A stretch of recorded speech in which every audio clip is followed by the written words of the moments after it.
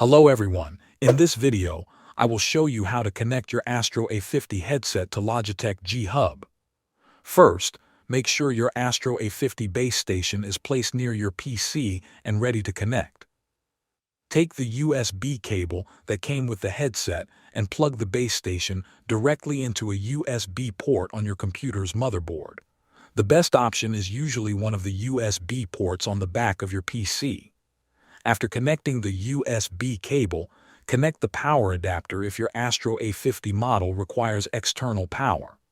Wait a few seconds for the base station lights to turn on. Next, look at the back or side of the Astro A50 base station. You will see a small toggle switch with different modes. Make sure the switch is set to PC mode. This step is important because Logitech G HUB may not recognize the headset correctly if it is still set to console mode. Now open the Logitech G HUB application on your computer. Once G HUB is open, the software will automatically scan for connected Logitech and Astro devices. Give it a few moments to detect the headset.